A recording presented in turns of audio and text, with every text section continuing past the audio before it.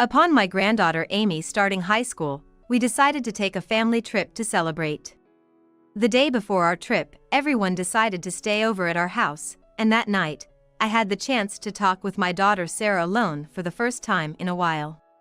It was a free-flowing conversation, but I felt most at ease when I was with her. After having a little alcohol, she said I'm going to bed and returned to her room. I was about to head to bed too, when I noticed Amy's diary, which she must have taken out of her bag and forgotten about, sitting in the corner of the empty living room. I should give this back to her tomorrow. As I picked it up, there was a small spider underneath. Startled, I dropped the diary. By chance, it opened to the page for tomorrow's date of the family trip, where it was written the day my family is breaking down. Family breakdown? I couldn't grasp what that meant, and as I tried to pick up the notebook, Amy appeared behind me and snatched it away in a panic. Her strange demeanor prompted me to blurt out, "Family breakdown, what does that mean?" She silently retrieved iced tea from the fridge, poured it into a glass, and took a sip. The house was already quiet as everyone had gone to bed. The kitchen was dark, with just the small light above the sink illuminating it. Under that light, she turned back towards me, staring intently into my eyes, but not saying a word. Her downcast expression looked sad and lonely, like a portrait. Just as she was about to open her mouth slightly, Sarah stuck her head out from the bedroom with a "Tomorrow's an early day, go to bed now." Amy and I exchanged glances, silently nodding at each other, then said goodnight. That night, I tossed and turned, unable to stop thinking about the meaning of those words, "the day my family is breaking down." My name is Catherine Smith, 63 years old.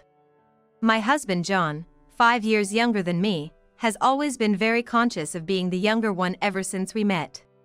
There was a time when I took pride in having a younger husband. From a young age, Sarah was never very attached to John.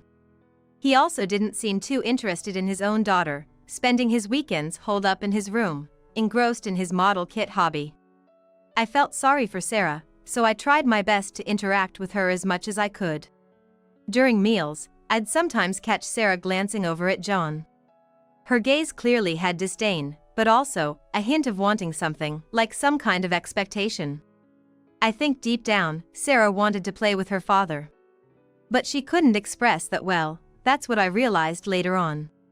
From my 30s onward, it felt like my life was consumed by work. By the time Sarah became an adult, I was mentally drained and ended up retiring. I don't think I was very attentive when Sarah was little. When we first married, my younger husband's income was unstable, and I desperately wanted money so Sarah could live comfortably. I was convinced that money would make Sarah happy. That's really what I believed back then. John was the type of a person to prioritize his hobbies over Sarah. Apparently not liking the sight of her dad always gaming, Sarah had been cold towards him since her teenage years. There were so many arguments with her calling him out for just sitting around playing games like a child, while he completely lacked any sense of crisis. But my husband's excuse was always, "I work for this family. What's wrong with enjoying myself at home?" As much as his constant gaming bothered me, my feelings never seemed to get through to him. After Sarah got married and moved out, I felt so alone in that house. Sitting alone in the living room, aimlessly watching TV, I couldn't help but feel the urge to call Sarah. "Hey, Sarah? You doing okay?" "I'm fine. If you don't have anything important, don't call me." Whenever I called Sarah, I always got a cold response. After hanging up, I couldn't shake off the self-loathing, thinking maybe Sarah was cold towards me because I made her feel lonely since she was young. John was always lost in his own world. He took up diorama making after his model kits and gaming, turning his room into a world of its own. Gradually, I stopped expecting anything from John. I stopped asking him to go out with me or to take me shopping. Then, John, like a fish to water, immersed himself in his hobbies, and we stopped having any real conversations at home. But every month, his hard-earned salary was deposited into our account, and he would compliment the meals I cooked. I was at a loss for words to express the discontent bubbling inside me and had no one to confide in. That's probably why I became so dependent on Sarah, who must have had her grievances with John too. After getting married, Sarah lived in a condo within biking distance. She married a man named Steve, and the following year, my granddaughter Amy was born. I expected Sarah to come back home once Amy was born, but she never did. Neither she nor Steve relied on his parents. Instead, both took parental leave simultaneously. Considering both worked full-time and devoted themselves to childcare, I frequently called, worried. Sarah seldom answered my calls. When she finally did, I'd ask, "Are you okay?" "Yeah, sort of." Sarah's tone was flat, devoid of inflection. I had hoped Sarah would reach out, saying she was tired and needed help, but she never did. Why won't she rely on me? After hanging up, standing alone in the living room, I felt an overwhelming sense of loneliness. This continued until Amy turned 3, when everything changed abruptly. Steve had already returned to work, but now it was Sarah's turn to resume her job, so she asked me to take care of Amy, including kindergarten drop-offs and pickups, until she returned home. At the time, I was working as a cashier at a local supermarket, but I quit to take care of Amy's needs. Ever since she was little, Amy had a habit of fixating her large eyes and staring intently into others' eyes. An insightful gaze, as if trying to read the other person's feelings. Walking home from kindergarten with Amy, she suddenly started to cry silently without saying a word. "What's wrong? Why are you crying?" Amy just pursed her lips and shook her head slightly, wiping away her tears. Holding my hand tightly, the young Amy seemed to be seeking comfort. "What's the matter? Are you hurt? Did something happen at kindergarten?" It had only been 3 days since Amy started attending kindergarten. With her eyes still reddened, Amy continued to stare at me. "Why? Why won't you tell me anything?" On the way home, we took a detour and strolled hand in hand. Sitting on a bench in the nearby large park, we felt the warm breeze of April on our skin. The splendidly blooming yellow mimosa nearby had slightly wilted, drooping towards the ground. "I want to eat at Grandma's house." Hearing these softly uttered words, I couldn't help but hug Amy tightly, feeling warmth spreading through my chest. How adorable she is. Amy, quiet and reserved, always preferred reading encyclopedias and books at home over talking much. Respecting Amy's personality, I didn't force her to play physically but instead read novels beside her. This very natural relationship between us, like the air we breathe, continued even as Amy became an 8th grader, with her coming over for dinner before heading home every day. Although Amy was a good student without needing to attend cram school, she seemed distracted from her studies. She would study in the living room until dinner was ready after school. While cooking, I'd glance over at Amy, only to find her staring blankly at the wall. "Amy, what's wrong? Are you okay?" Amy looked at me with a distant gaze, hesitating for a moment before shaking her head slightly. Same old Amy, I thought. Whenever something unpleasant or difficult happens, she always retreats into her own quiet world. Like shutting herself into a protective shell, not allowing anyone in. I find that side of Amy endearing. She must have a strong heart, facing any hardship by relying solely on her own strength. Later, Amy got accepted into her fallback high school, and her dream school too. After a long time, Sarah called me. "Amy is amazing. She got into that top-notch high school of her choice." Sarah's voice, excitedly talking about Amy's success, made me chuckle involuntarily. Then she suggested a family trip to celebrate Amy's success. After the stressful study period, Amy seemed a bit deflated, gazing absent-mindedly at the handmade swag hanging in my living room. "What's that?" "It's a swag. A bunch of flowers and leaves tied together and hung on the wall. A friend gave it to me." I was delighted that Amy noticed and mentioned the swag, adorned with yellow mimosa as its centerpiece, for the first time. John, my husband, hardly notices changes in the living room or new flowers, as he's always cooped up in his room gaming unless it's mealtime. The trip sounds fun. Sarah and Steve have been too busy with work to go on a trip before. I just hope I won't be intruding. Amy gave me a half-hearted yeah. In response, The day before the family trip, it was decided that Sarah's family would all stay at our house. On the day of the trip, John was to pick up a rental van early in the morning, and we planned to head to a hot spring resort with him driving. That night, I had the chance to talk with Sarah, just the two of us, for the first time in a while. We chatted about everything from Sarah's job, Steve's work, an eccentric neighbor, to the new home center that opened recently. It was a rambling conversation, but being with Sarah felt the most comfortable to me. While Amy was in the bath, I took out a present I had prepared for tonight from the closet. Seeing it, Sarah asked while sipping a wine cooler, "Is this for Amy's entrance celebration?" I got this bag because Amy has been wanting it. It was a backpack from a popular outdoor brand, and Amy always carried a sports brand backpack. Sarah looked surprised and glanced at the mimosa hanging on the wall. I didn't know Amy wanted something from that brand. Amy sometimes follows people with bags from this brand with her eyes when we go shopping together. She's not one to say she wants it, but it shows in her gaze. Sarah stared at me. After finishing the little alcohol left in her bottle, she gulped it down and said, "I'm going to bed," then headed to the bedroom. As Amy came out of the bath, I gave her the backpack. With her hair still wet and wrapped in a towel, Amy hugged the backpack and gave me a small smile.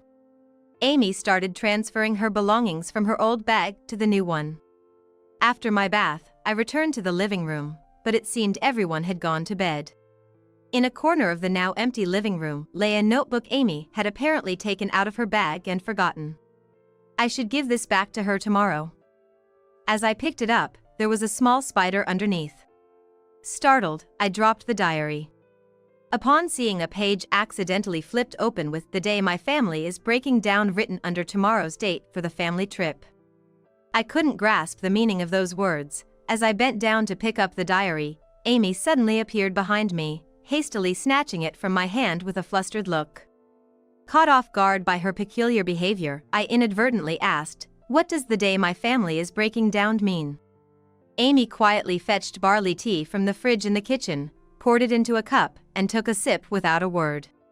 The house had settled down for the night. The kitchen was dim, lit only by a small light above the sink. Underneath that light, Amy turned around, her gaze fixed on mine, her expression dropping silently, painting a portrait of loneliness and sadness. Just as Amy began to slightly open her mouth to speak, Sarah peeked out from the bedroom, advising, "It's early tomorrow, go to bed now." Amy and I exchanged glances, nodded silently to each other, and said good night. That night, I lay awake, troubled by the phrase "the day my family is breaking down" and its meaning. The next morning, we all set off to the hot spring resort in the rental car my husband had fetched. Despite the holiday traffic, the weather was splendid, with a clear, blue sky stretching over the distant mountains. I was moved to be visiting the inn, where I had taken Sarah several times in her childhood, now with my granddaughter in tow. I was relaxing on the chair in the lounge. Next to me, Amy was also having a cup of hot chocolate. "If you have any worries, feel free to talk to me." Looking up at the cloudless blue sky from the large window, I could only muster. After that, we relished delicious food and returned to our room. At Sarah's request, we all stayed in the same room, making it a family sleepover. John and Steve were exchanging drinks, enjoying each other's company after a long time. As night fell, Amy gazed out the window in a spacious corner of the suite room, equipped with a pair of chairs and a table. I sat down in front of Amy and handed her some orange juice. Without a word, I too quietly gazed out the window. The moon could be seen above the numerous accommodations. Steve, perhaps tipsy, wrapped his arm around Amy's shoulder and burst into laughter. "Amy really did great. Make sure to keep up the good work in your studies, okay?" "Yes. It's a boarding school, right? We won't be able to have dinner together like before. Since Sarah got married and left home, I've been feeling lonely all this time. Taking care of my granddaughter Amy was always fun, but realizing it's coming to an end makes me feel lonely again." Steve and Sarah cheerfully encouraged Amy, who was absent-mindedly gazing out the window. "You'll do great from now on." Sarah gently stroked Amy's hair. "Live with your heart content." Living with your heart content What a heavy phrase that is. As I pondered the meaning of Sarah's words, Amy suddenly laughed. It was clear that she wasn't laughing because something was funny. She wore a mocking, forced smile and exclaimed, "It's really ridiculous," without any joy. When Amy stopped laughing, her bizarre behavior silenced everyone. "I'm done. I'll spill it all." "What?" Amy, still seated, stared at me. "Grandma. After this trip, we might not see each other again, and we won't be able to have dinner together, so I'll tell you everything." In the corner of the space by the window, there was a low stand and a transparent vase with dimly lit mimosa inside it. Unable to withstand Amy's intense gaze, I found myself staring at the mimosa in front of me. After we return from the trip, I'm moving to an apartment. I'll have to take care of household chores and study. I probably won't have any free time until I graduate. Wait. I thought you were going to be in a dormitory for high school. What's going on, Sarah? When I asked Sarah, Steve answered with a smile, "It's for her independence. Amy says she wants to get a job and move out right after graduating high school. Living in an apartment rather than a dormitory would be better for her future, we thought. But letting a girl who's just been a middle schooler live alone."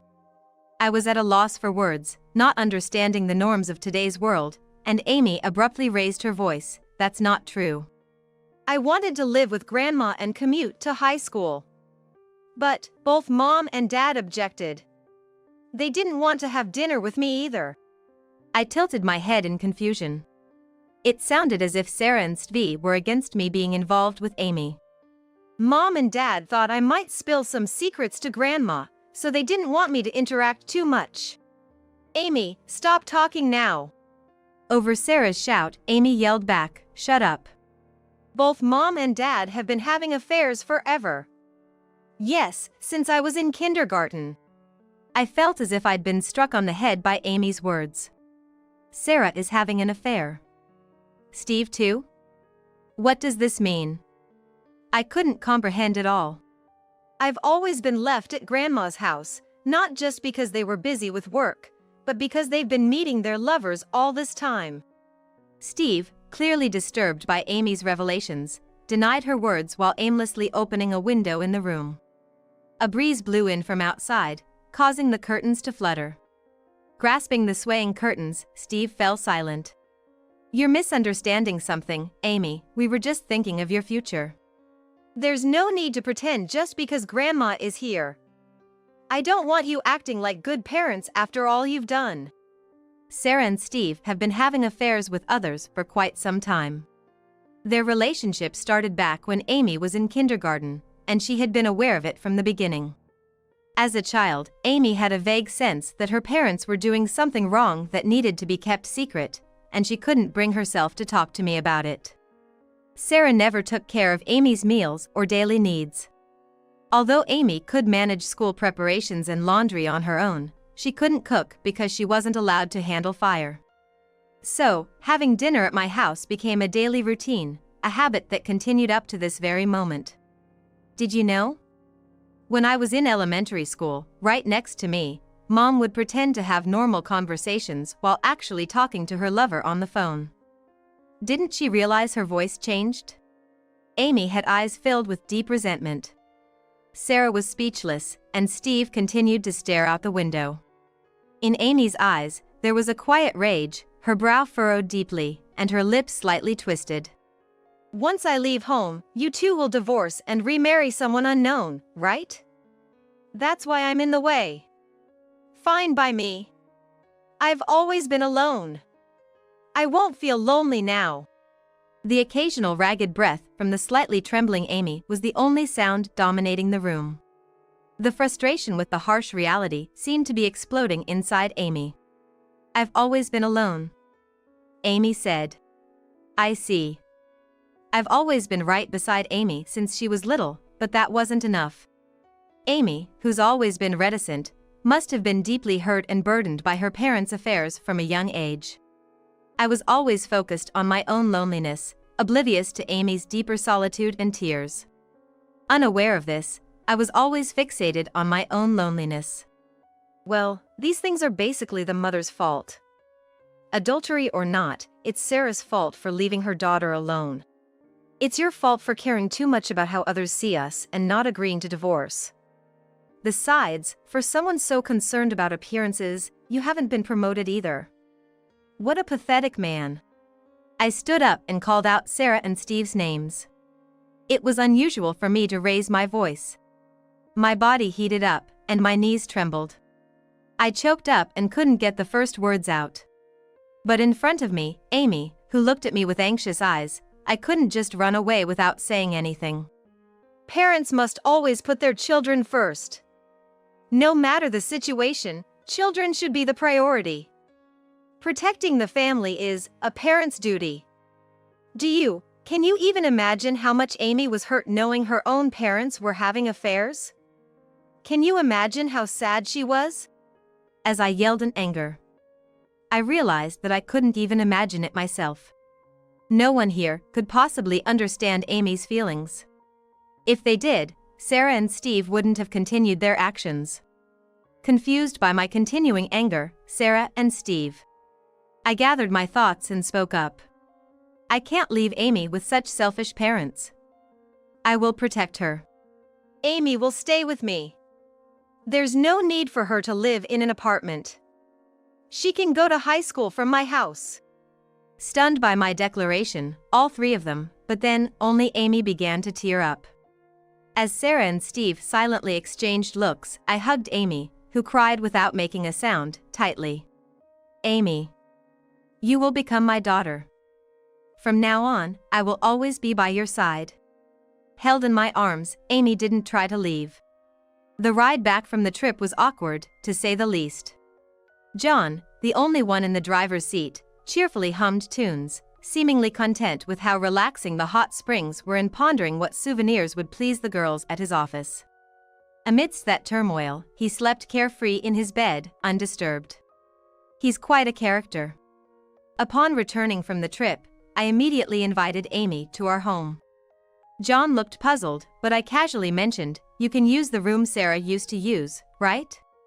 Though I had impulsively declared I'd take Amy in as my own child, he did most of the legwork, researching and handling most of the procedures. Grateful for everything, I deeply thanked my laid-back husband, who just flashed me a grin. I love you, you know. I can pull myself together for your sake. Always playing with games and models in his younger days, yet when it matters, he gets things done. And he's always so youthful and handsome. Being my younger husband, it's somewhat frustrating. Amy started going to school from our place. She's still a child, after all. I wish for her to have a fulfilling school life, filled with club activities and fun, leaving adult concerns like household chores to us. Sarah and Steve didn't end up divorcing. Apparently, their affair partners weren't interested in remarrying, so the ambiguous relationship continued as before. However, one day, their workplace discovered the affair, leading to their resignation. The resignation due to the affair was a bit baffling, but it seems the news spread to their clients and many others, exposing the affair to a wide audience. Left alone after her affair partner fled, Sarah became isolated. Then, one day, she called. "Let me see Amy. She's my child. I want to live with you and be with her." "No, Sarah, you can't. You wanted to put Amy in an apartment instead of a dormitory. You didn't like the idea of her being protected by dorm rules and regulations. You wanted her in an apartment so you could summon her anytime, right? I understand you're lonely, but you're not like me. Sarah, you don't seem to truly want Amy's happiness. So, I can't forgive you." I had resolved not to forgive her. The day I might forgive her would be when Amy forgives her. But for Amy, who's always known her parents' infidelity, could such a day ever come? While cooking dinner, I quietly told Amy, who was reading a book, Sarah came today, and shared the news about her job loss and how her affair partner had abandoned her. Amy, uninterested, kept her gaze on her book. Serves her right. That icy response made me realize. Perhaps Amy was the one who leaked the affair to Sarah and Steve's company and clients. Sitting in the living room chair, I let out a small sigh. Amy, do you realize? Parents don't necessarily have to provide for their children through college. Many parents in the world seem to think that once their child turns 18, their responsibilities end and they should just move out and become independent. What you did was an act of foolish revenge. But I don't intend to blame you for it. Amy, I wonder if you'll realize one day. That day, when you got accepted into your desired school, and Sarah called me to share the joy. She was overjoyed at your success. She was proud and truly relieved. I'm convinced I felt a deep maternal love from her at that moment. I hope there will come a day when you can forgive her. I stopped cooking dinner and spoke to Amy, who was reading a book. My husband will be upstairs building his model kits until I call him down for dinner. Hey, Amy, how about we go out for some burgers? Amy quietly closed her book, looked up at me, and flashed a grin. From now on, I'll make sure this child is happy. Without calling my husband, I went out to eat with just Amy and me. As I fumbled with my shoes at the entrance and wobbled a bit, Amy supported my shoulder. Before I could express my gratitude, Amy murmured something. It was a very soft voice, but it reached my ears clearly. Thank you. I will never forget the gentle smile Amy showed me at that moment for the rest of my life.